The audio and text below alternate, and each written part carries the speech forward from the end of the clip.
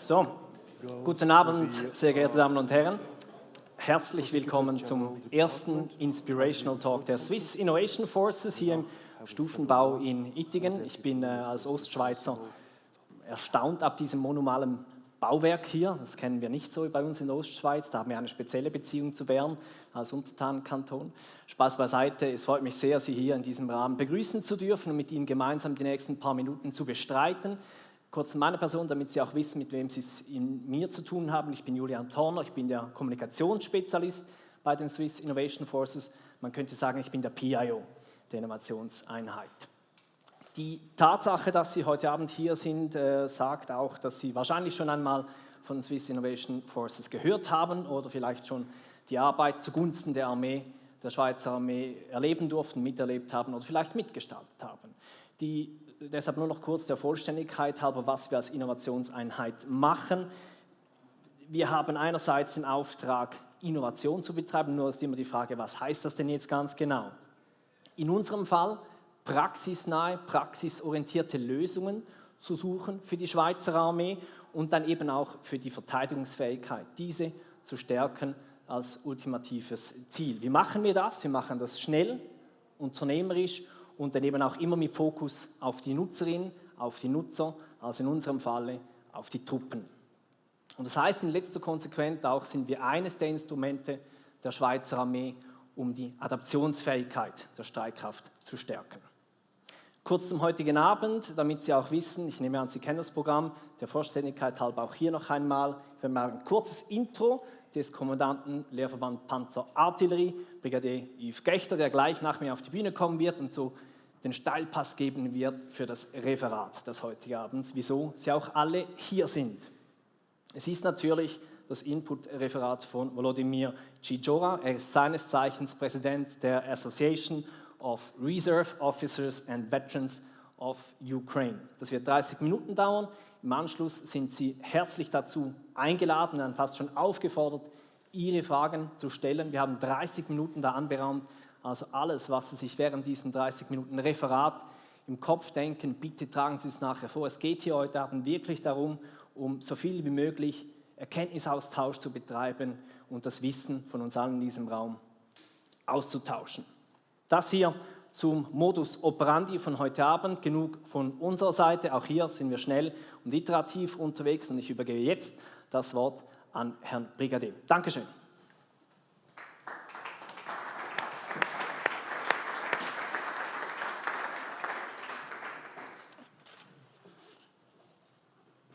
So, dann werde ich mal diesen Steilpass versuchen zu spielen.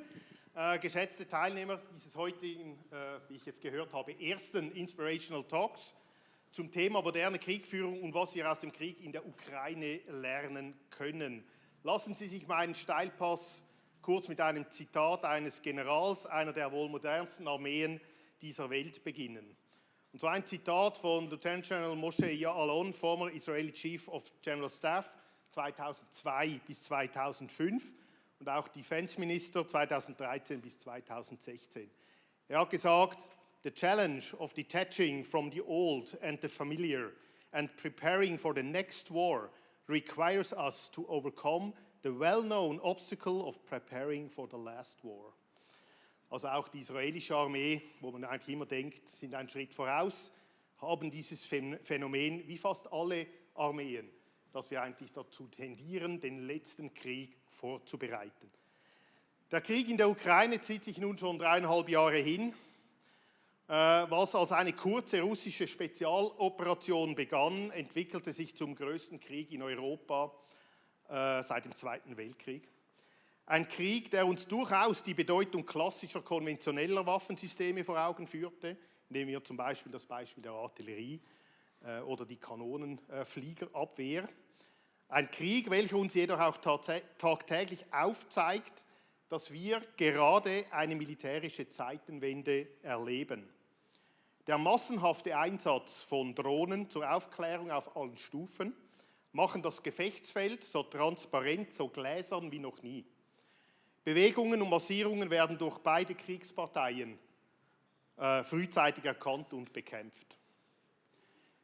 Günstige in Massen eingesetzte Kampfdrohnen, insbesondere First-Person-View-Drohnen, erlauben es auch auf unterster taktischer Stufe, Ziele präzise auf Distanz zu bekämpfen.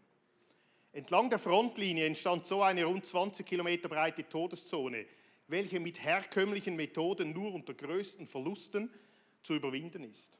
Die Folge? Ein zäher, blutiger Abnützungskrieg.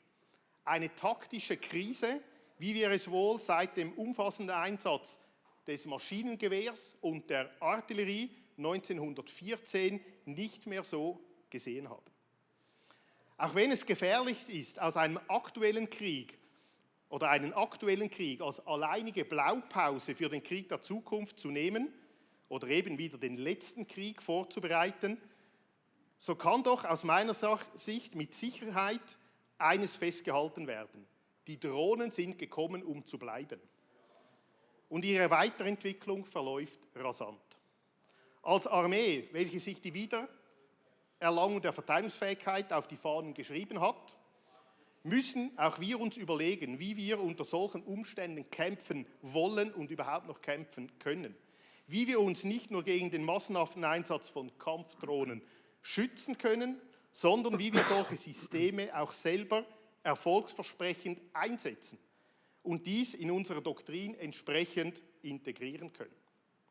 Wenn ich sehe, was in diesem Bereich heute aktuell bei uns passiert, so bin ich durchaus zuversichtlich, auch wenn es für einige auch in diesem Saal wahrscheinlich nicht schnell genug geht, aber ich bin trotzdem zuversichtlich, dass uns das gelingen wird. Wir haben eine Taskforce Drohnen unter Führung der Arma Swiss W&T ins Leben gerufen, welche der Armee bis 2028 eine in der Schweiz produzierte Kampfdrohne zur Verfügung stellen soll. Das Kompetenzzentrum DRV des Heeres erprobt verschiedenste Technologien im Bereich Drohnen wie auch Drohnenabwehr und bereitet zurzeit die flächendeckende Einführung verschiedenster Mini-UAV vor. Und der Organisator dieses Anlasses heute, die Swiss Innovation Force, unterstützt diesen Prozess wirkungsvoll, indem sie innovative technische Lösungen schneller als in herkömmlichen Prozessen verfügbar macht und so mithilft, die Adaptionsfähigkeit unserer Armee und ihrer Verwaltung zu stärken. Und zu guter Letzt erarbeiten wir im Lehrverband Panzer und Artillerie im Rahmen einer übergreifenden Arbeitsgruppe, auch mit dem Lehrverband Infanterie zusammen, mein geschätzter Kamerad sitzt auch in der vordersten Reihe, aber auch eben mit anderen Partnern zusammen erarbeiten wir eigentlich im Rahmen dieser Arbeitsgruppe erste Use Cases für den Einsatz von Kampfdrohnen und leiten Konsequenzen für deren Integration in unsere Doktrin ab. Damit wir dies auch praktisch erproben können, bilden wir in diesem Jahr in Zusammenarbeit mit dem DRV und der Swiss Innoforce erste FPV-Drohnenpilotenteams aus. Aber eben, wir befinden uns erst ganz am Anfang eines noch sehr weiten Weges. In diesem Sinne bin ich heute sehr froh, dass wir aus erster Hand von den Erfahrungen unseres heutigen Referenten, Mr. Volodymyr Dzhydzhora, aus erster Hand profitieren können. Nutzen Sie diese Chancen, wie es Julian bereits gesagt hat, stellen Sie Fragen, tauscht euch aus, auch im anschließenden Apero, denn eure kritische Neugierde und Offenheit, das bildet die Grundlage unserer Adaptionsfähigkeit für die Zukunft. So, dass wir eben nicht den letzten Krieg dann vorbereiten. Besten Dank.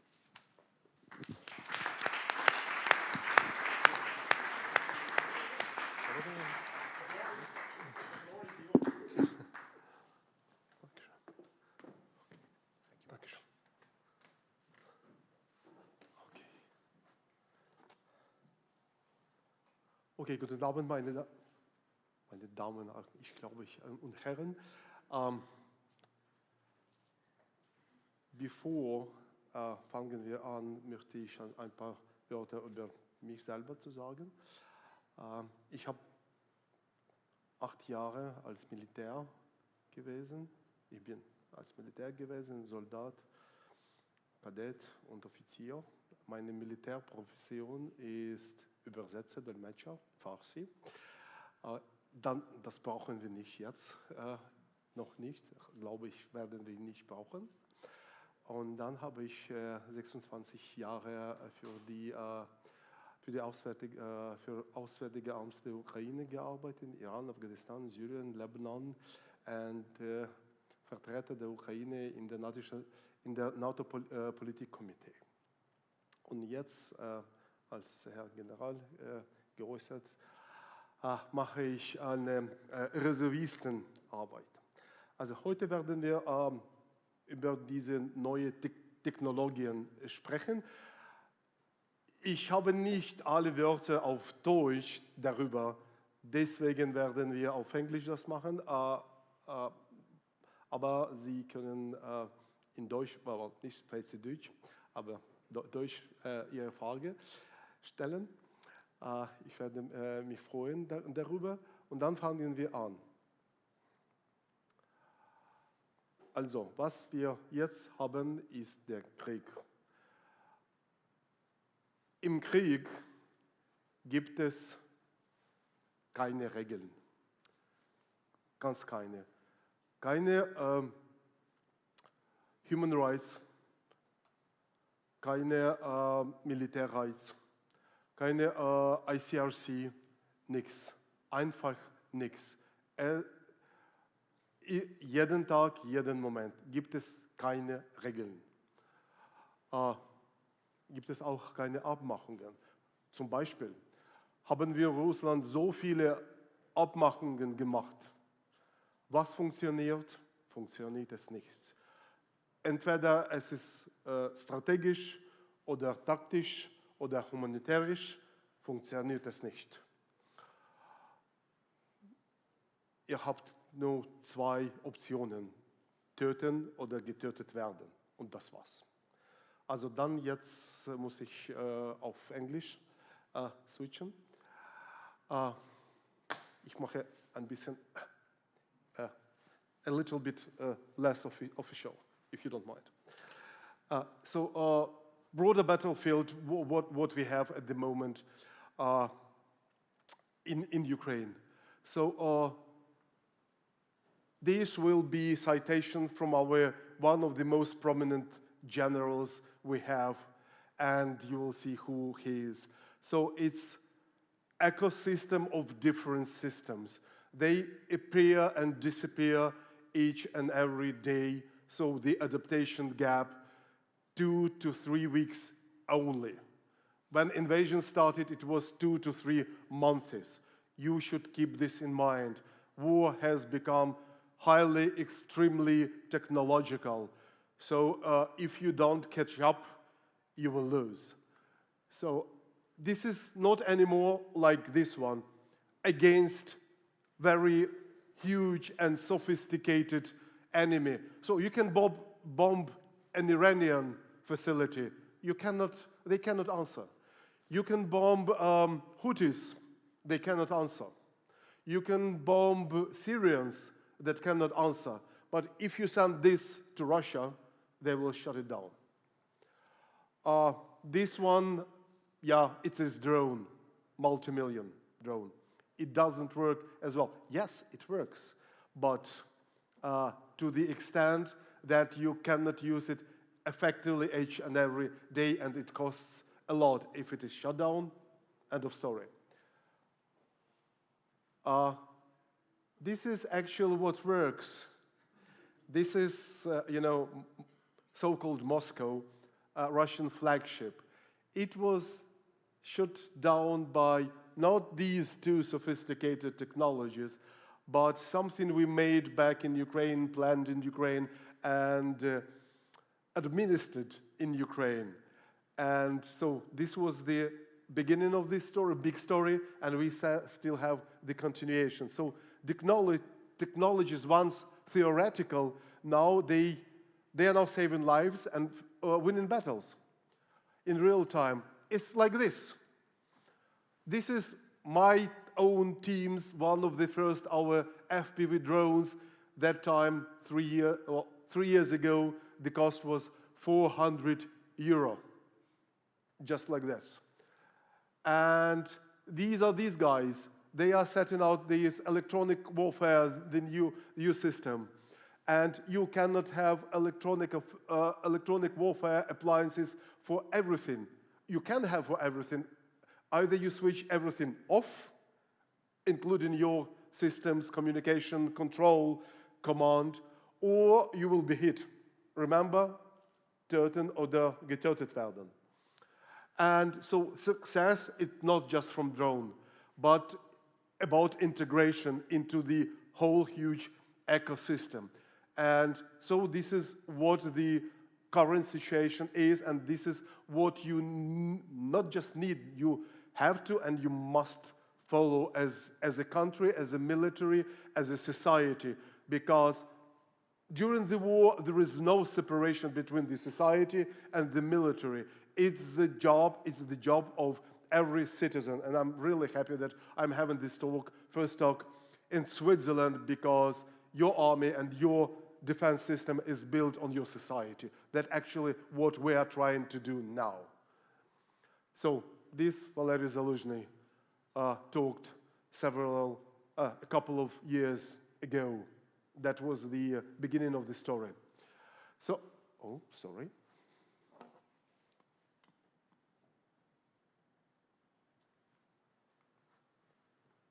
Oh, I don't know what's happening. I don't know why it doesn't. Well, technologies, yeah.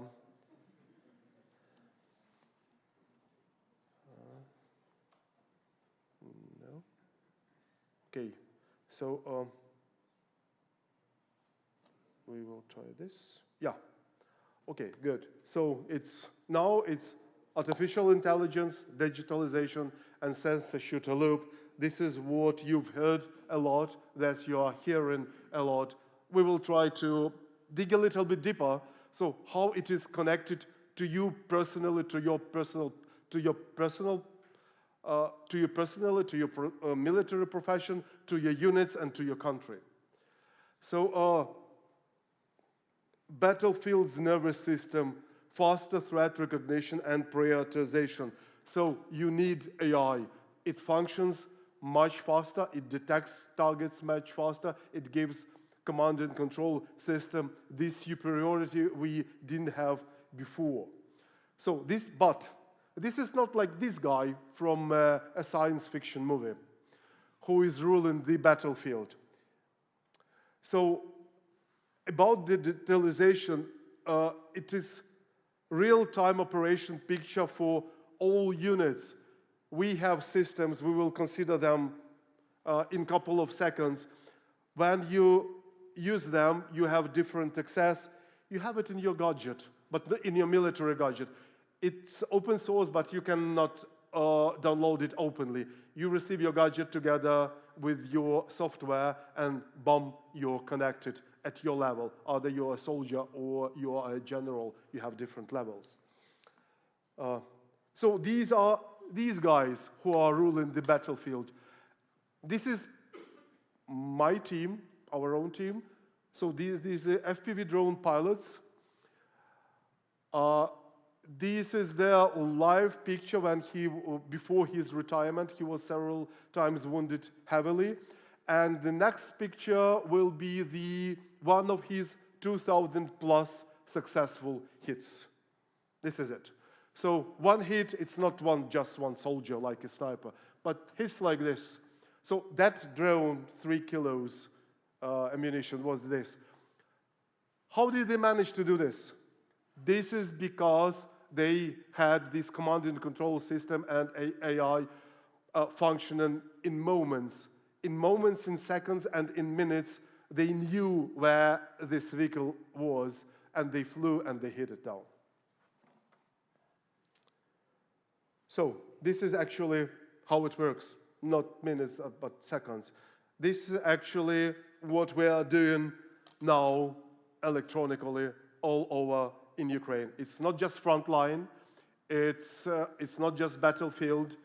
If it was previously front line, it was a gray zone, enemy forces, our forces. Now it's 20 kilometers kill zone. You have almost nobody and nothing there because thousands of surveillance hit drones are there. But it's not about just aerial drones. It's about ground drones as well. We will talk about this later. So now closer to your profession. So we have three main systems. It's Delta, it's strategic level. We then have this GIS Arta, it's about artillery. And we have this Kropyva, which is NATO, command and control platforms. Initially, the NATO was, when it was developed by guys like I am, by civilians, by volunteers. We developed it, then we made it sophisticated, and then we present it to the MOD, and we have no rights to it, no access to it. This is MOD ownership only. It's closed to access from anybody. And now it's battlefield system level. Let's see what we have next here. And what we have, and very important for us at the country, so the Delta, the strategic system, is recognized by NATO as NATO interoperable.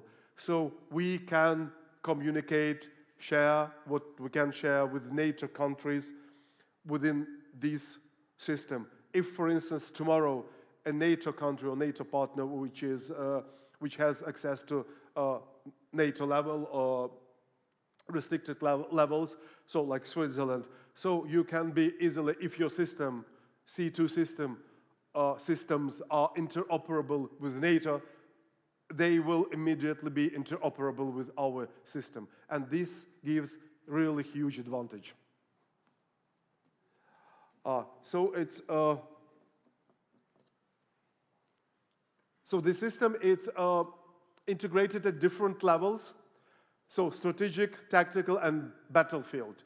This is very important because they are integrated between each other as well. So a soldier can get, a drone operator can get command from highest level general immediately. If general does this, well, there are some accusations though. Well, we have Chatham House rules here. Like recently, so there were a couple of talks. Okay, our supreme commander likes to give direct orders to battalions. Well, but this is war. You never know what happens. And yeah, for instance, so he knows that this is the priority target. For any reason, the soldier doesn't need to know, just hit it. And the soldier has at his tablet the command, the place, and he flies there. So what is Delta? Delta is strategic level. You can make any photos. This is open source information, so there is no restricted information here. It's not the system itself, but information about the system, how it works. So it's cloud-based, high-level theater command and C2 interface. So it integrates in real time. At this moment, it's functioning on the battlefield at command posts. Either this command post is close to Donetsk, or it's in Kyiv, or it's in the Ukrainian-Polish border. So it doesn't matter. It works in moment. So that's why communication is crucial. Reliable communication is crucial. In our case, Starlink is crucial. Unfortunately, Starlink is almost a monopoly. So we do know that there are some European systems. We are starting to introduce them, but still Starlink is the point of enter to the system and reliable communication. So what it provides, we will later on have the whole picture, the graphic, how it works. So it provides strategic view, satellite imagery, Sentient, drone footage. So drones, surveillance drones, hundreds, well, thousands actually, flying above the front line, not behind the front line because they will be shot down, but with powerful cameras. So that's why they are so expensive, and we permanently need their resupply. And human intelligence. So we have people, for instance. If so we have reserved channels of communication. We even have, it's not a big secret, we have a guy sitting with his tablet who is texting actually to the commander, okay, did you receive this? Did you get that this? Okay, new target, you have it? Okay, you have it, it functions. Okay, good, closed. So it collects, processes, and displays information on hostile troop movements, so stationary targets, moving targets, and it gives real-time coordinates, like momentarily, not just, oh, a picture, but precise coordinates, where, and this as artillery guys, you know, so you needed some artillery reconnaissance, but now it's a point on the map, and you introduce in your artillery computer, and boom, it goes. So the precision is much higher, and you need just one shot, not several, to try, okay, missed it, no, just hit it, and that's it. This is what the AI and the system gives. And we have real picture how the force is moving. If, for instance, we see that our forces are moving, there is some problem with our forces. So it's also transmitted to our commanders, and it is reserved how to support those forces who suffer from Russians, because Russians also try to counteract us, so they try to jam us, and they try to use tricks, electronic, AI, and different other tricks to bring their forces closer to our front lines. So, as I mentioned, it's a backbone. So it operates at all, it communicates with all levels. So these are the levels. So starting from above, but it's this fire control, well, above it's basic, yeah.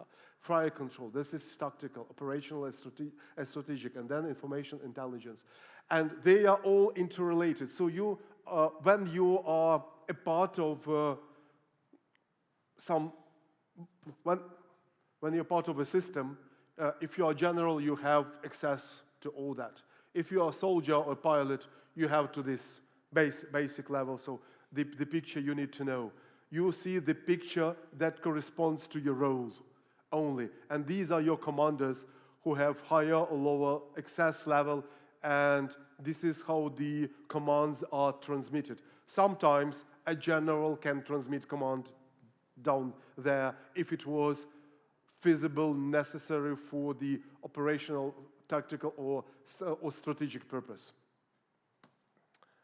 Then we have this GIS, and it's Geographic Information System for artillery. So the principles are almost the same, but this is specific, designed with specific tools for the artillery. So it's what we call sensor-to-shooter coordination platform. So sensors, we have ground sensors, we have aerial sensors, visual, thermal, and infrared sensors.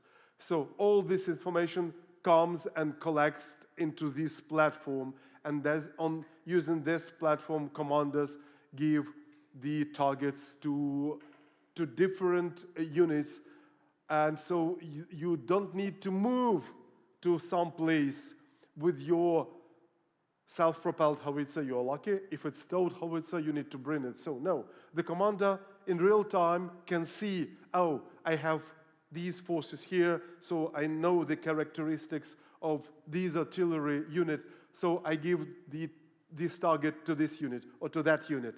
So there is no need for long calls, asking, well, trying to hit a target to movement. There is a target, and there is a command, and you have it.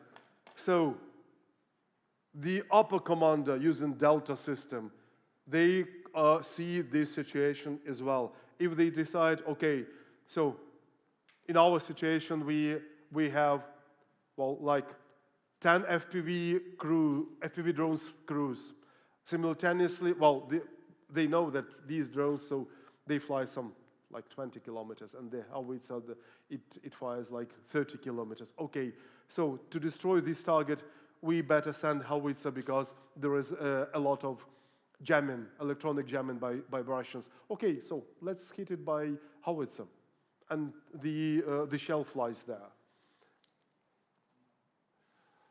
So, very simple. Drone detects. So for detection, we mostly use civilian Mavics. So, but immediately when we acquire them, so we reprogram them. So there are no standard frequencies used by drones on the front lines anymore, like at all. No standard frequencies. And we, well, at least my team in our laboratory, we also started to make it like a Lego drone. So the emitter and the antenna. So if we know that, oh, the Russians have this electronic warfare system and they jam this range of frequencies, okay, so we take these emitters and these antennas, which emits with a different frequency, or this, but not within the range, they can shoot us or shut us down or jam us. And so then immediately to artillery, and artillery destroys in a minute. So, well, it can be in a minute, it can be in seconds, it depends how fast our artillerymen and our commanders press their buttons given the targets. So this is how it works. So it's not Bayraktar anymore. Because they are slow, they fly at the level when they can be reached by Russians. They are too big to be used now. So we use either satellite imaging from our NATO partners and non-NATO partners, or we use surveillance drones which fly at the, so small ones, which fly at the level that is not reachable to Russian electronic warfare, but so the higher you climb with your drone, the more expensive it is. So well, in a lot of cases we need like 5,000 to 50,000 euro camera to see the target properly because the height, so the level is very high. So this is how it spots. So the real map, the real electronic map, which commander has, and then so the commander accesses the battlefield picture, and then, okay, it is confirmed by unit. So, okay, unit, do you see this target? Yes, we see. Do you confirm? Yes, confirm. Okay, then there is a decision. Well, artillery fires. What is the beauty of this picture is that we don't need to test fire our artillery before they fire for the first time. This means that with the biggest probability, Russians wouldn't know where those howitzers are located. So they came covered, they stanchion covered, they launched their computers. Their first hit will probably be their first successful hit, and then they move away because they will be definitely spotted by Russians. So Russians don't know from what place, from what direction the hit comes. It may come from different places. There can be, well, if the target is big and like fat, very important, so several crews can be ordered to hit it, to be on the safe side. So, what is Kropova? So, the NATO. NATO initially was designed as C2 system for the artillery. But when our infantry and other military units and branches of the armed forces saw its effectiveness, now it is accessible and it works for all branches of the armed forces, for all units. This is the situation awareness and battlefield command and control system. It works for everybody, for all units, for small units, for bigger units, starting from the company. Yeah.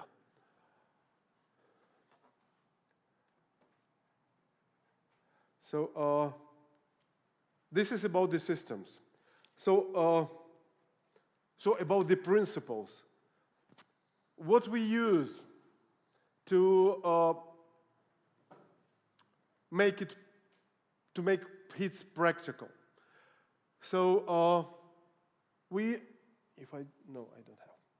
So 1, 2, 3. These first 3 to the left are our own team products. So the left one, and I will try to stick to the presentation. So it's autonomous ground vehicles. They are one purpose or multiple purpose.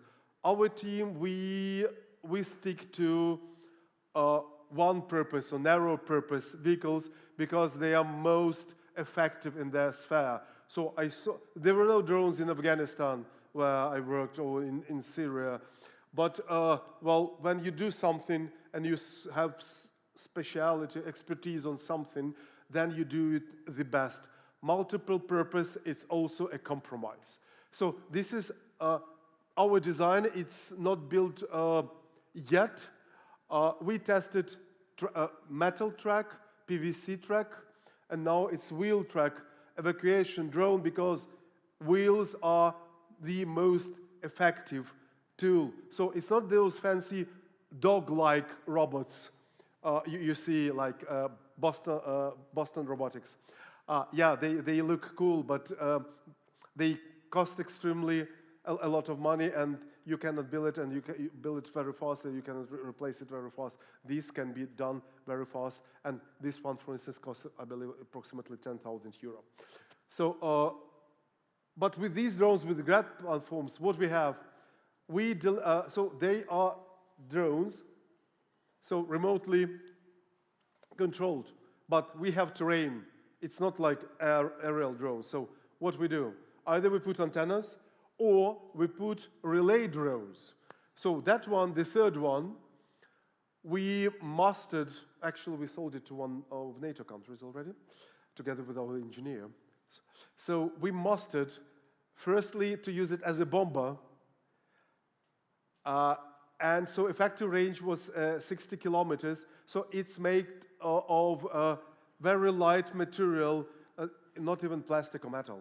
So it's almost non-detectable, and it's small. So the wingspan is 3 meters. So it goes up one kilometer, approximately. Then using GPS coordinates, it was previously, goes to the stationary target, drops the bomb. From 1 kilometer, the precision is like this, like 2 to 5 meters. 5 meters was the highest deviation because of the strong wind, and then it returns back. So we redesigned it and use it as a relay, a radio relay, so that we can use FPV drones, aerial, and also ground drones above the radio horizon, so in different terrain. For you as a Switzerland, it's very important to have these relays. If you don't have satellite communication, and well, in our situation, I have doubt in order to control an FPV drone or an evacuation drone, you would need satellite communication. I don't know. So whether satellites would have so much channels to control so many small drones. So we use it for evacuation, we use it for mining, for demining. We put, not on this one, but on different platforms, we use them to install machine guns. We already had 2 acknowledged battles where we used drones only, aerial and ground drones. One in close to my native village in Kharkiv region, eastern Ukraine, and so we didn't lose a single soldier. We lost a couple of drones, but yeah. So drones,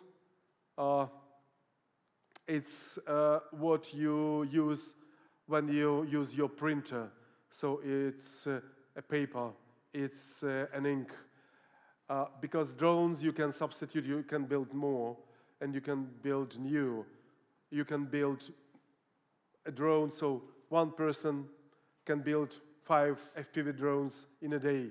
So a factory can build a tank shell in 3 hours, a battle tank in 3 weeks to 3 months, depending on the factory. But you can build your soldier in 20 years. So if you don't train and save the life of your soldier, you will be thrown back far, far, far away. You must care about your soldiers. Training, supplying, saving their lives. So, and then we have these, to the right, this is drone interceptor. So I am happy that Switzerland is already doing this. So, for instance, this drone, the FPV drone, it can fly up to 20 minutes, an average distance depending on the weight of the grenade, 20 kilometers average. But if you put bigger battery and if you have the relay drone, so the distance doubles, 40 kilometers. And also we have fiber optic drones, so it's not here, but fiber optic drones, it's like transition model between radio controlled and AI controlled, because fiber optics, they cannot fly for longer distances and you need pilots to do that. They are still both radio controlled, fiber optic controlled drones, they used a lot, mostly. AI controlled, they used in groups for very high level targets. And also we have our friends from the MOD, they build, from MOD and from the Secret Service of Ukraine, this is from the MOD team. They build these maritime drones.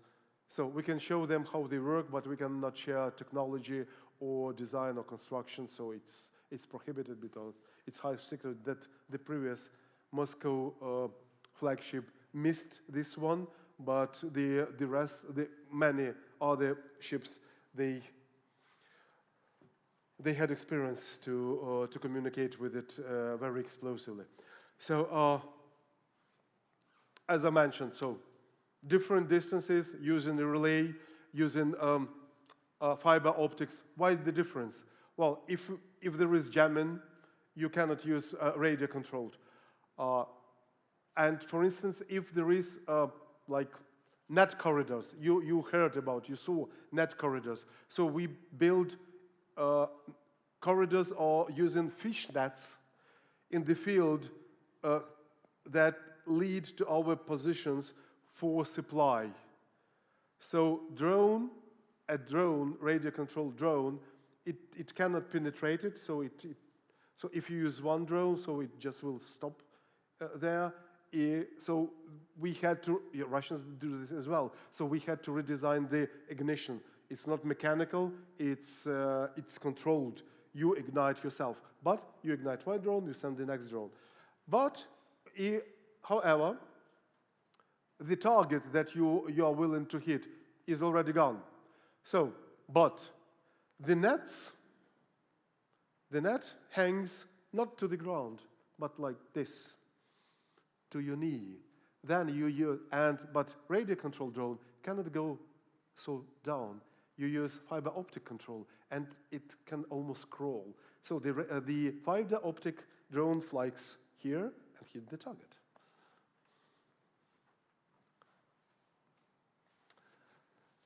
So medical drones, it's a completely new approach.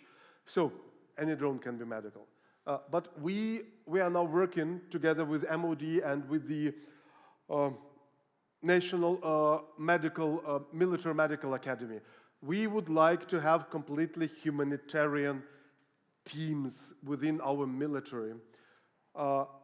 Team meaning drone pilots, drone crews, will be flying medical drones only. They will be not flying kamikaze bombers or any other military purpose drones. So the complex primarily, so this is the concept, will consist of 3 types of drones.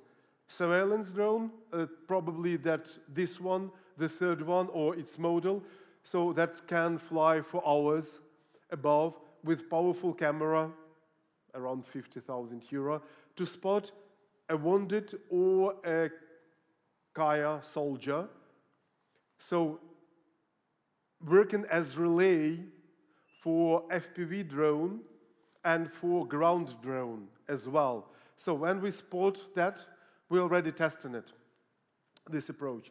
When it's spotted, so the pilot puts the dot in a Kropova system. Okay, this is live soldier or fallen soldier. So if it's live soldier, operational mission to rescue. If it's fallen soldier, okay, it will remain in the system till his body is evacuated by team after the battle or by some any other means we can. I don't know whether our military share these coordinates with Russia when we retreat, but probably. So the next one is delivery drone. So if a soldier is wounded and he or she can help themselves, so we bring like blood test that can be used in the field. It's dry one. You need 4 drops of water or any liquid or your saliva or somebody's saliva to have this tested, but not for yourself, for the other soldier to know the blood type. Tourniquets, other supplies, water, food, if the soldier cannot be evacuated. So if the soldier can be evacuated, we send the ground drone. Tomorrow during the workshop, we will be showing some video materials, how our drones, we used them already. So how we evacuated the guy. And so the reconnaissance or the surveillance drone was used as relay to control the evacuation drone for the ground drone pilot. And this is how it is used. And we want to have it legally, so every brigade for sure, but we would like to have it in every battalion, to have this team of, and this platform, medical drones, crew only, to save soldiers. Again, remember, 1 soldier, 20 years, not faster. So, yeah, as we mentioned, new strike tool. What is, so these figures, these 2 figures, didn't change a lot. The personnel figure is going up more and more. Also, against equipment with the introduction of AI-controlled drones are mostly used for high-level targets, mostly, because we need, it's not 1 drone, it's a group of drones, and so they cost more altogether, so we need to hire more sophisticated IT guys to write the codes. And just a couple of weeks ago, the group of drones using AI, FPV drones, middle strike, meaning that they fly around 40 to 60 kilometers. They destroyed the newest model of Russian anti-aircraft T-400 multi-million system. We spent on those drones, I don't remember the figure exactly, between 35 and 65,000 euro only. But we shut down the system. We shut down the system immediately after that. Immediately. The moment it was destroyed, we sent F-16s to further strike Russian positions and Russian facilities. Yeah, with no experience, with no combat experience against the bigger enemy, you cannot use your equipment in the most effective way. And in order to get this experience, you should be on the battleground. Theoretically, you can learn from us. We are ready to share. We do share with our partner nations.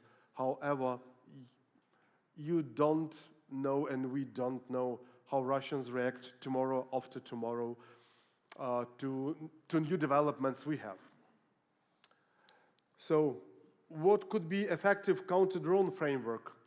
Just before I tell you what we have in the presentation, just while driving here, I received information, we start introducing new drone detection system, and it's sound detection system. So, and it is tuned into the sound of drones. So the bigger drone you have, the lower the frequency will be of the sound. So the higher the distance. So, and this new equipment somehow, I still don't know, will help to react. Either we try to shoot it down, I don't know, because if you hear it by your ear, it's already too late. You can trick. So we train our infantry and our drone pilots together to trick each other. So it's very effective. You should try this. At least you will have much less soldiers shitting their pants while hearing the drone buzz. So first and at most, this is detection. And so it's sound, radar, human, and C2 integration. So we have our people behind the front lines, we have them closer to the front lines, and when they have access to C2 platforms, then they put immediately the target that is moving. And so maximum time, it's 20 minutes. So average speed of our FPV drones, 15-inch frame, the cruise speed, 150, 170 kilometers per hour, and the hit speed up to 230 kilometers per hour. The drone interceptor and that are used to shoot down Shaheds, so they fly up to 7 minutes because they need to speed up. So their speed maximum recorded around 300 kilometers per hour. So protection, it's camouflage, fortification, top cover, dispersal, thermal covers, then it's fake targets. So one of our partners, they produce mock howitzers. So that's why when you read Russians' reports, we destroyed like 2 times, when we see the figures, and they say, and we consider, they destroyed 2 or 3 times more howitzers than we have supply from our partners. Yeah, because of those mock targets. So our mock targets, for instance, howitzers, they have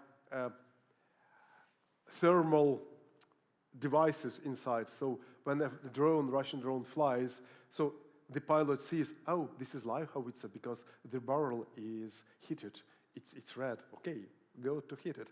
And it costs 1,000 or 2,000 euro in comparison to a real howitzer, and it is made of wood. So when it is a little bit destroyed, we can repair it and use it again. So counteraction, electronic warfare, kinetic interception like nets, and targeting infrastructure. Adaptation, again, the smaller gap of adaptation is, the more effective we respond.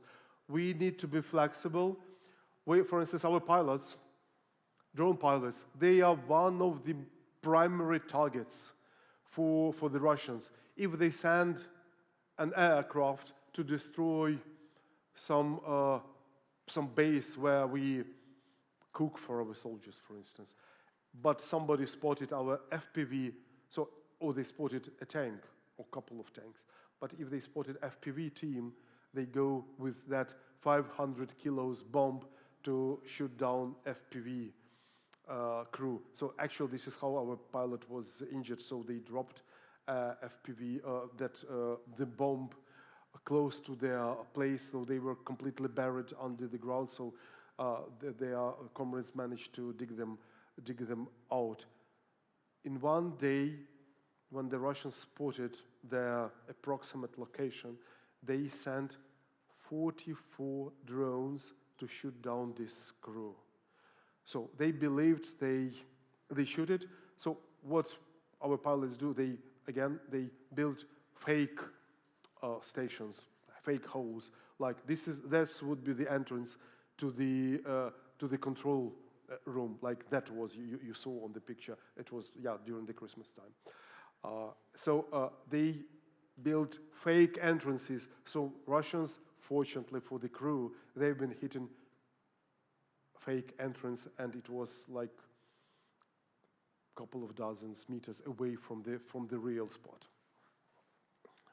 And training, anti-drone, electronic warfare, fire team training, stress resilience. Again, what we are doing during our training, stress resilience, because you can be a very nice shooter, and you can, these stand shooters shooting small targets, small fast-moving targets with the shotguns.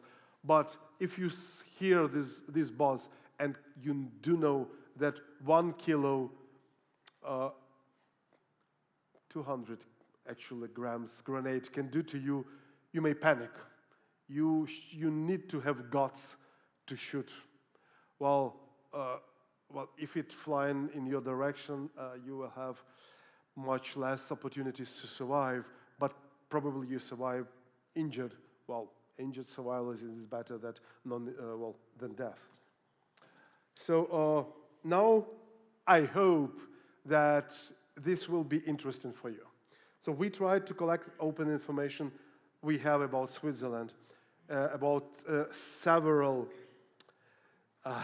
domains. So it's command and control. Let's try it.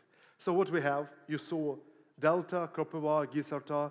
So sensor to shooter in less than 1 minute. Theoretically, bless you, so we have superstition in Ukraine. If somebody sneezes, I am telling the truth.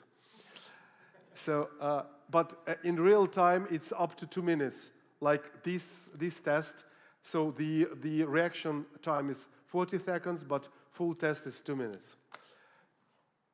So what Switzerland has, you have these 3 systems. So I was really astonished. I sent it to my guys. Look, we are not unique. We don't know how integrated your systems are, how we can compare with our system. So we would be really happy to have your military and to show how our system works and to learn from each other. However, your systems, what we learned from open sources, they suggest they are not fully integrated. They suggest fragmented awareness, and the targeting takes longer time. It's delayed. So, however, you have really sophisticated electronics, so you can catch up. You still have a little bit time till Ivan in the suburbs of Bern decided to build an FPV drone and send either to a very popular restaurant or your parliament. I don't know whether your parliament has electronic warfare system to protect it, or a military unit. No. So everybody wants MPs to be punished, but not in this way. So reconnaissance and effect system. So what we have really thousands of drones and loitering munitions, and we have rapid adaptation because, for instance, our own, so we have at least 2 teams, 2 laboratories, one our own, our association, one our partner. We design, build, and we use them on the front lines. So we have immediate feedback, what to improve, what to adapt, what to redesign, or just get rid of it. Funktioniert nicht mehr. Und dann machen wir jetzt ganz Neues. What Switzerland has, so you have really small FPV fleet, UAV fleet, but what you have industrial production using standard frequencies, meaning so they are no use in real combat. You can use them for training, to save time and money. But even for training, if you use non-standard frequencies for communication, and please pay attention that FPV drones using non-standard frequencies, they have not digital but analog video channels. So you will not have beautiful, clear picture of your target. You need to adapt. Your pilots need to adapt to this. If they don't adapt to the picture, then they will not be so effective very fast, and time is crucial. So the gap, it's, in your case, limited number non-unmanned strike capabilities yet. So I didn't put it here, but I will reveal huge secret. So this is the problem you and we have. We don't have industrial production of any kind, any platform of drones. None. We have laboratories which produce like dozens or hundreds of drones in a month, but in comparison to our enemy, they have production in mass, thousands, tens of thousands. We don't have. And we do keep in mind that they receive a lot of components from China. But when we say components, they are not components anymore. They are already almost completely built FPV drones on the frame with the main components. They need to put emitter, battery, the explosive or dragon ammunition. So dragon ammunition is thermite. So thermite munition, you can go to any shop, any civilian shop, buy something necessary, mix it, and use it to ignite anything and to burn down anything. So you cannot track that Ivan living in a suburb of Bern when he decides with his friend to build an FPV drone and hit your parliament or your military command. So we don't have this massive production. So that's why we are talking to our government, and we as civilians, as reserve organization, we are talking to all our partners to start joint projects on your territories. We are ready to share our design, our engineering, and give feedback, immediate feedback of use of drones back on the battlegrounds. And for instance, for Switzerland, yeah, we do understand that you cannot supply, because of your political position, you cannot supply weapons to us, but we were talking just yesterday. Medical drones, this is completely humanitarian mission, and we can talk to guys in Geneva, in ICRC. Okay, let's build a humanitarian mission complex, medical drones, that will be used by civilians or by ICRC teams or by any other international project to save lives. And this is the purpose of Geneva Convention and the purpose why the ICRC was established, to save lives during the war.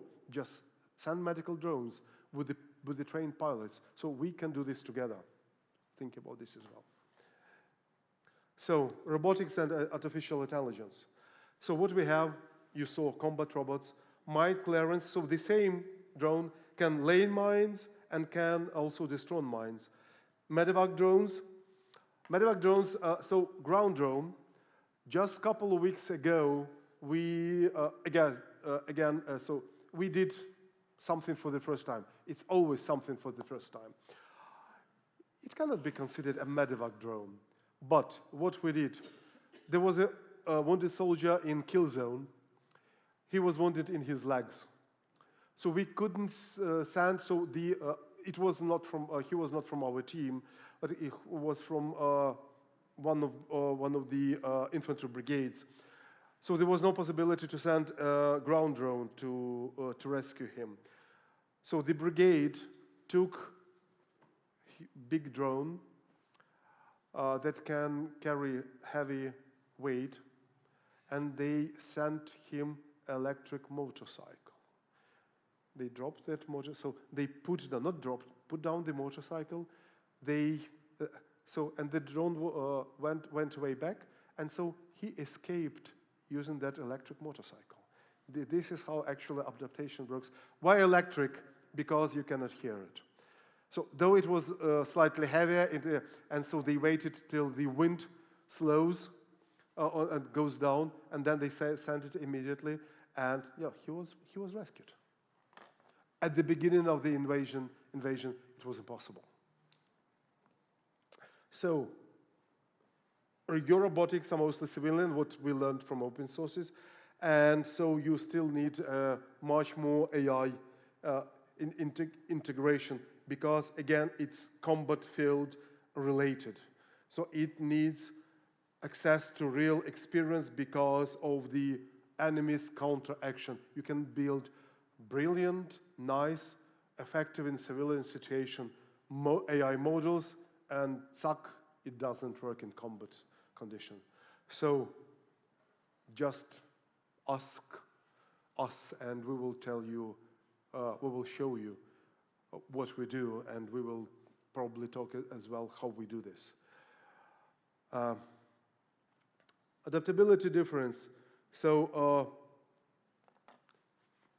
though we don't have industrial production, we have many, many laboratories, small. So this is plus and minus side. When Russians hit a production site, they don't destroy the whole production of our systems. Again, a lot of laboratories, they work directly with the units. So they don't like go to a platform, they don't sell to the government and then the government send it to the military, to the units. Yes, there is this option as well, but we are also a legally driven country. So when you want to sell a drone, any kind, to the government, you need to certify it to get the license. The license procedure, please don't tell this anybody, takes 3 months. Adaptation time now 2 to 3 weeks. You know, so in 3 months it's like crap, no use. So what we have, so adaptability. Legally, our MPs and our MOD created new regulation that every brigade has its own budget. So the commander of the brigade can buy drones, any kind of drones he needs or she needs, from the manufacturer directly. And so the only condition, these drones must be effective. That's all. I don't care whether they are licensed. I don't care whether MOD approved it. So give us the samples. So actually what we are doing. So we build drones, we give to our, so when we produce new design, we give to our units, then their pilots say, okay, good, it works, give us. And so then we start building so this new design. When they say, okay, so it doesn't work anymore, so this is the problem, this is the gap we need to fill, so because Russians already can adapt it and can somehow counteract. Okay, so we changed the design again, and this moves each and every day, literally. So, yeah, you have formal procurement changes take years. That was my question previously, but what I learned when I came to Bern and talked to you guys, so you are much faster as I could have imagined. So, also thumbs up. So you are doing good. Though, if you don't have this adaptability, okay, you will have something very cool, but your enemy finds a way to counteract it. So what will you do? You don't have time. So if you are on war, you need to respond quickly, or you need to surrender or retreat far away. So yeah, so the urgency, you need to be quick, you need to be maximum adaptable. And you, as military, you don't wait till your politicians, your commanders, give you the tool. It was like last year we made presentation at NATO headquarters for German-Dutch First Corps, which is located in Münster. And so the military guys, and they say, yeah, so two things that so we brought for us as a team. So what they say, well, we know about this close to nothing, and no, we don't initiate anything. We wait till we are supplied from our commanders and from our procurement agencies with something.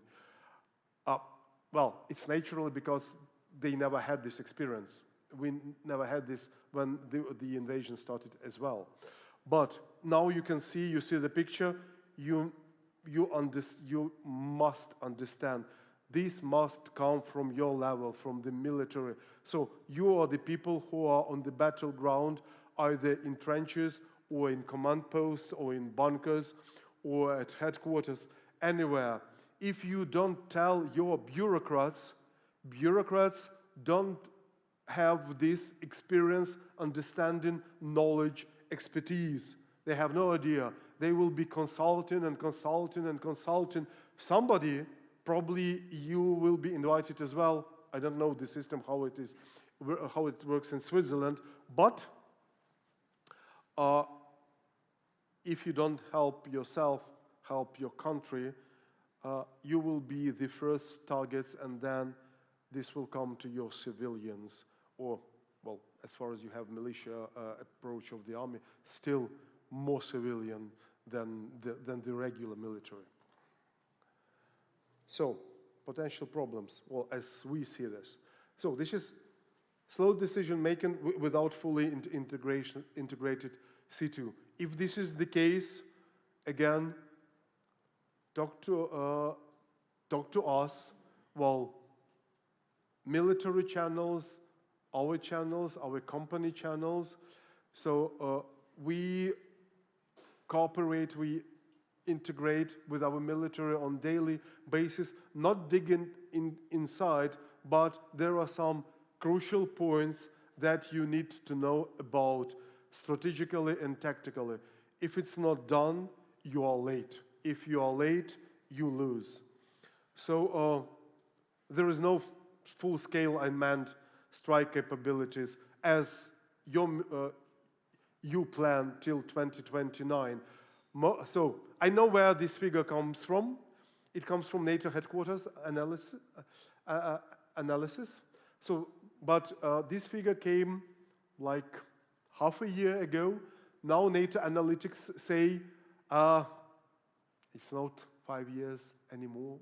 It's 3 years, around something like this.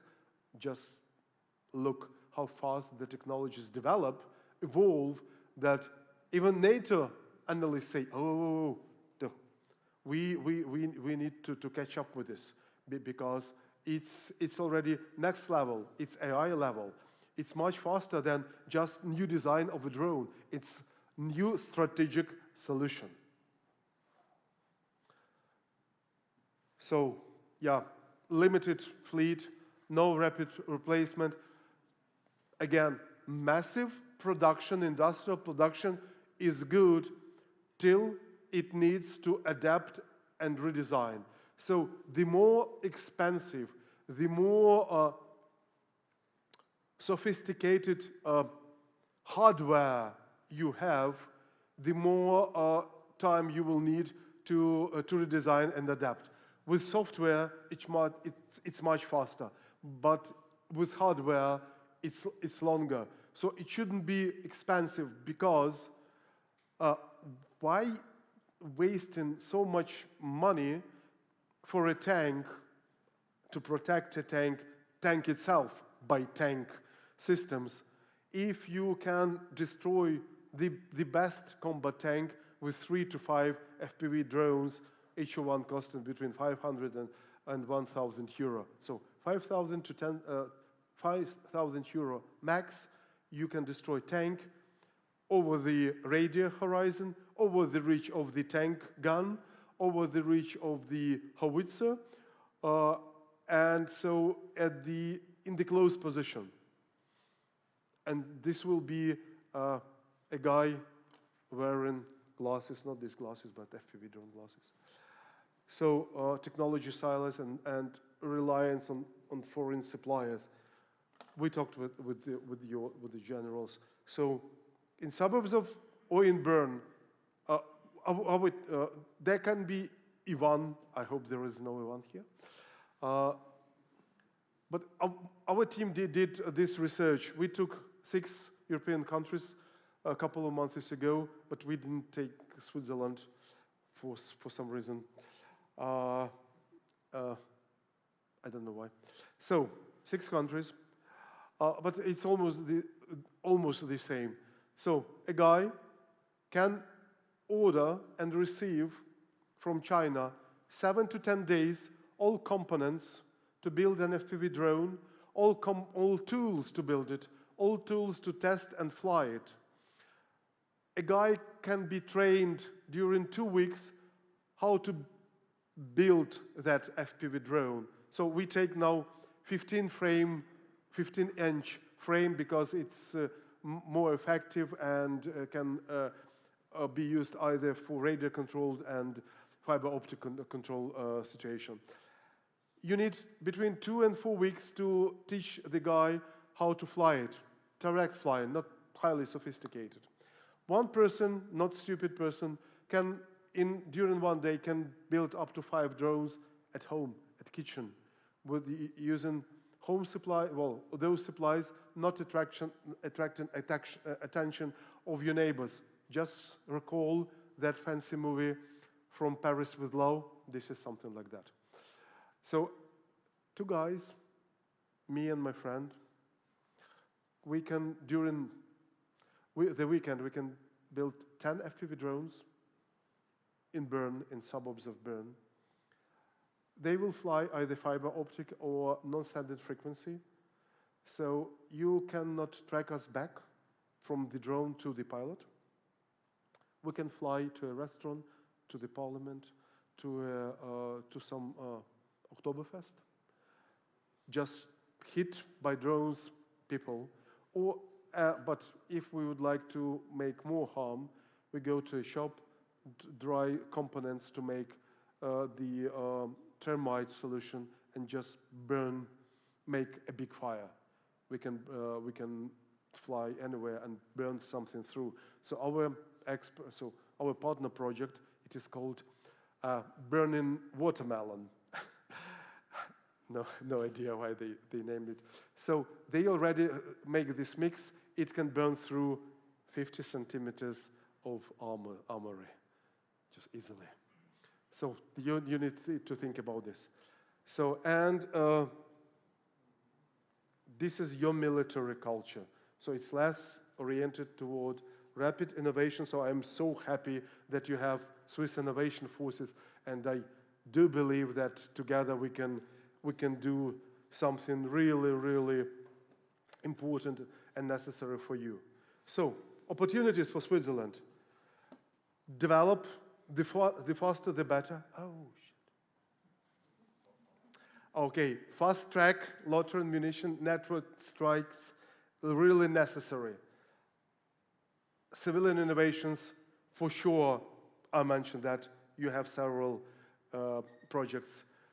Create rapid innovation units with their own budgets, so you don't need to stand asking MPs, MOD, other ministries, give us funding because of these, and these reasoning. It was like, from my own experience,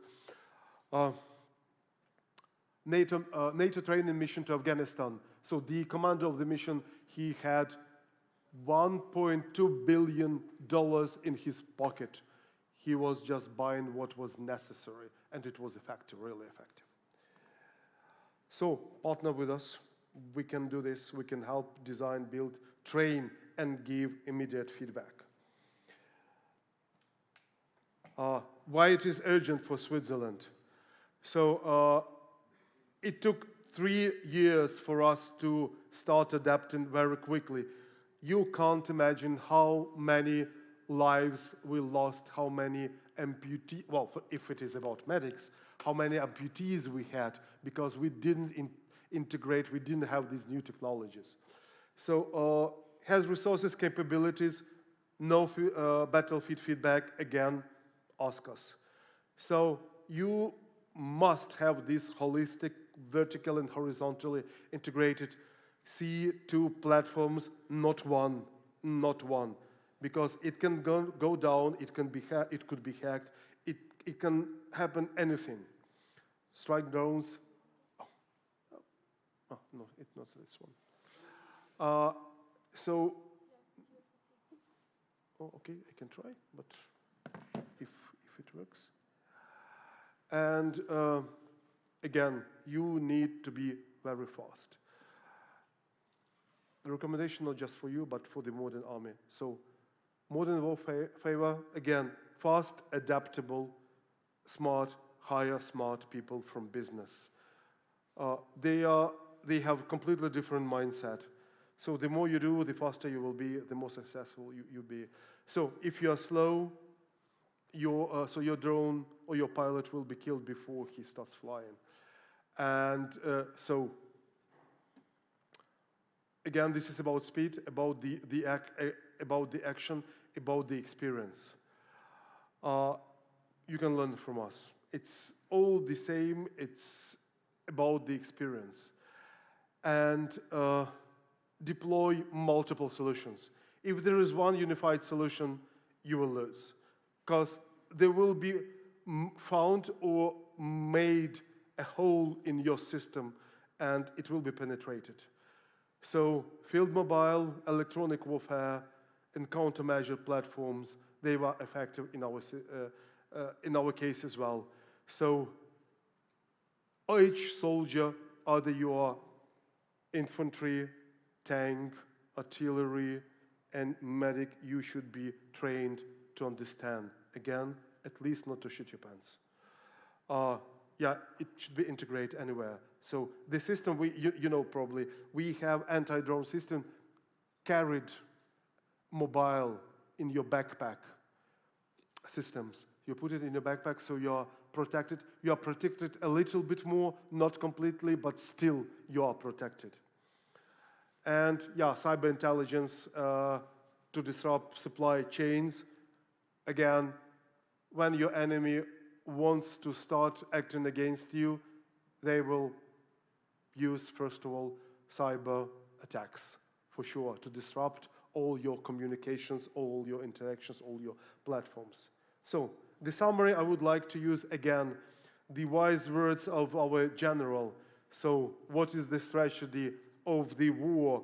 And we are having now the Second World War. You need to understand that most of European countries, Switzerland not excluded, you are preparing for the Second World War, not the Third World War, because you pay a lot of attention, still your superiors pay a lot of attention to previous tactics, previous technologies, previous, what proved to be effective weapons. Well, we have Afghanistan, we had Iraq, we had other operations. They were effective. No, they're not effective about the bigger enemy, a lot of sophisticated enemy. So rapid development of AI, machine learning, it's a must. High precision weapons, so they are really cheap, really cheap. So drones, well, if we previously thought, okay, so the price is going up, then, oh, we have AI, so we don't need all those fancy things, and 50 or 5,000 or 50,000 other than for medical drones camera. Then 150 euros camera is okay. So now the prices are going down. So, and the strategy of war will be aimed not at capturing territories, your territories, but to exhaust your resources. What Russians are doing now? They are trying to exhaust our morale, to exhaust our production, industrial, rescue, medical, all kind, political, all kind of capabilities, creating chaos, different chaos. This will be the primary target, not on the battleground, not in trenches only. Yeah, and this is from our general. This is a challenge question for you. Does Swiss terrain influence the use of FPV drones? If yes, why and how? If not, why? And could it be any kind of consequences for that? Keep this question in mind. We'll talk about that after we finish during our informal talking. Yeah, okay? And yes, so this is just to remind.